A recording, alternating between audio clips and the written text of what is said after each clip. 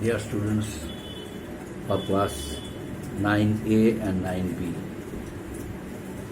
open at page number 88. Open at page 88. In my previous class, I discussed about Japanese threat.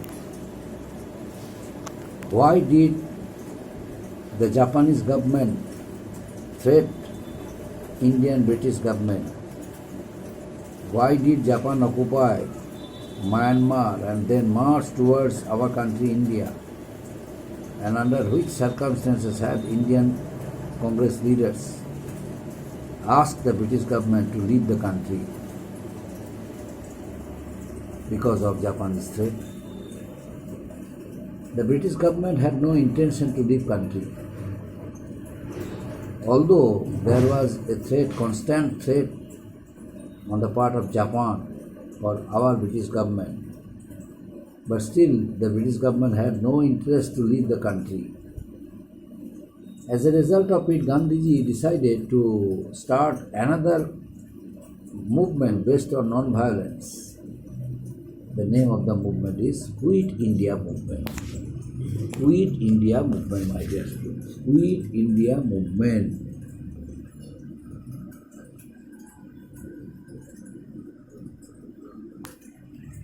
Now, the Quit India Movement, in order to break the deadlock with the Congress leaders, the British sent one mission. That mission was Cripps Mission. Under the leadership of Sir Stafford Cripps, a mission came to India to break the deadlock of the Indian Congress leaders. But the Congress leaders were not satisfied, so Cripps Mission got back England empty-handed. So after the failure of the Cripps Mission and Cripps proposal, the Quit India Movement, the British Mahatma Gandhi under his leadership and the Congress under the leadership of Gandhiji decided to start another movement. That movement was Quit India Movement. The All India Congress Committee met at Bombay on August 8, 1942 and passed the Quit India resolution adopted at Wardha on July 1942. The Congress proposed to start a new movement if the British government accepted their demand of making the country free and leaving the country for the Indians. Otherwise, they would start a new movement, the Quit India Movement. The demand of complete independence was not accepted by the British, and ultimately, but on the contrary, the British government arrested Gandhiji and his followers. Gandhiji gave a great call, do or die. Gandhiji gave a great call, great slogan, do or die, do or die.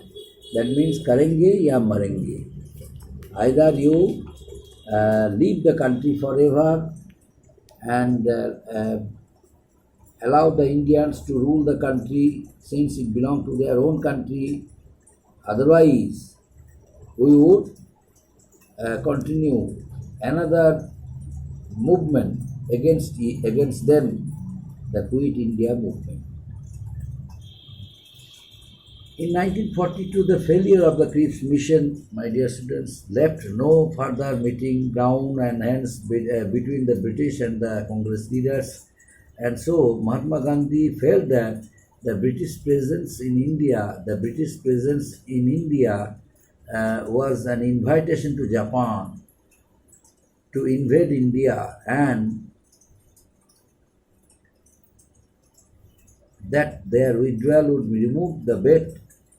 But the British did not like to leave the country. But ultimately, the Congress Working Committee met at Wardha in July 1942 and adopted the resolution. That resolution is known as Quit India Resolution. The resolution stated that British rule in India must end immediately. That's why Gandhiji gave a call, do or die. Before the Congress could start the movement, the government became more and more strict and also arrested Gandhiji and other followers. Congress once again was declared illegal all over the country. The people also strongly supported Gandhiji's Quit India movement. Common people became a part of it, and there were demonstrations, there were strikes, lathi charges fired upon people, attacked the symbols of the British authority, the railway station, the post office, the hospitals, the schools, colleges, everywhere where there was a British symbols of British authority, they all started destroying it. And after time, when the British in other parts like West Bengal, Orissa, Andhra Pradesh, Tamil Nadu, everywhere, Eastern UP, some parts of our country, there were independent governments. The people of India, they had established. In our West Bengal, at Tamluk in Midnapur district and Satara district of Maharashtra, the revolutionaries set up parallel governments without caring of the British control and British influence. Acharya Pattabardhana, Jayaprakash Narayana, Ram Manohar Lohia, Aruna Asaf Ali, they kept on underground movement. They encouraged, in order to encourage the revolutionaries, in order to encourage the Congress leaders who remain in the jail, and they set up a central directorate at Mumbai. They kept the movement alive despite the government's repressive measures. Now, what type of repressive measures had the government adopted? The government arrested all the Congress leaders. The government at the same time declared Congress as illegal party, and at the same time there was a huge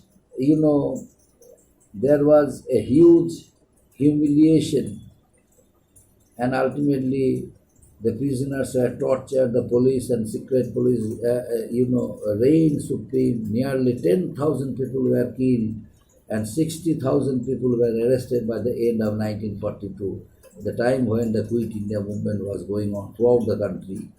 The movement had become irrelevant. The movement had become movement of the common people throughout the whole parts of India. Everywhere there was protest against the British government and against the arrest of the Congress leaders and revolutionaries. Everywhere the repressive measure was going on under the British. So there was a group formed in order to kill the British officials. That assertive groups from the very, very beginning were conscious so as to kill the British officials who were adopting the policy of repression. The assertive leaders decided to kill them. They started making bombs. They started collecting revolvers in order to kill the British officials, in order to kill the British officers, so that they must come to know that all assertive leaders were not sitting idle. They also were thinking of killing British officials. They also are thinking of adopting the policy of repression like them. That's why Gandhiji, while being imprisoned in the jail, he instructed his followers not to make the movement violent, because his movement was based on non-violent method of satyagraha. He strictly followed that system. But ultimately, in some parts, the assertive leaders made it violent. And India had not witnessed such intense repression since first war of independence in 1857. Such repressive measures the British government had adopted for the Indian revolutionaries.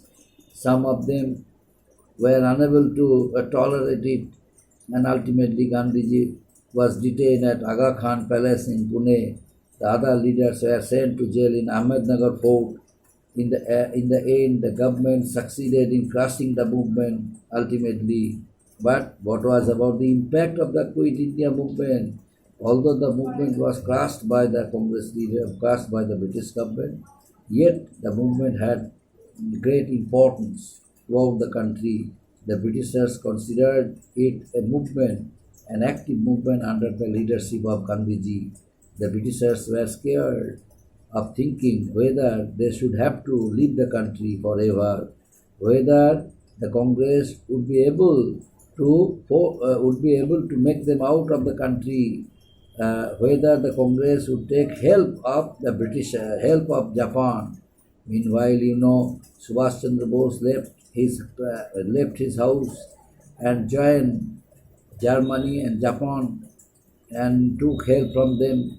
Ultimately, Japan decided to support the stance of Indian government, and ultimately at Singapore, an independent government was also established under the Prime Ministership of Netaji Subhash Chandra Bose. So, on hearing the news of abroad, the British government also was thinking whether they should quit India, but the quit movement in India was still going on because of the strong leadership of Gandhiji. Gandhiji did not want to make the Indian people loser, and also encourage the people to be a part of Quit India movement. Although Gandhiji was imprisoned along with his followers, but still he was sending message from the jail and encouraged Indian peasants, Indian farmers, Indian common people to be a part of it. At the same time, encourage them to make it non-violent. The movement must be non-violent movement. And afterwards, illiterate persons who had no literacy, who had no education, still they all extended their cooperation towards the Quit India movement and also had become a part of it. The persons who had no money, they also sold their lands and contributed a little amount of money in the fund of Congress, and ultimately dedicated their lives for the noble cause of country's independence, because they knew that day would come when India would become an independent country, and under the leadership of Gandhiji, the glory and image of our country India would be restored. India would get back her former glory and image, and it would be better for them. They must have to be a part of Quit India movement. That's why, my dear students, most of the people of our country India, they became a part of Quit India movement. Quit India movement became more and more powerful throughout the whole parts of our country, and ultimately the British government decided to talk to Congress leaders, and some of them were released from the jail, especially Mahatma Gandhi. But the fact is, Netaji Subhash Chandra Bose active participation from abroad for the growth and development for the cause of country's independence, country's struggle. The British government was scared of Netaji Subhash Chandra Bose also, and hence they decided to take a decision in support of the Congress leaders and decided to leave the country, to quit our country, India. Next day, the remaining part of the lesson will be continued, my dear students, and afterwards I shall give you some homework. You must watch your tenor from the previous lesson, the lesson which I completed teaching. I shall give you some homework. Please check the tenor. Thank you. And within few days I shall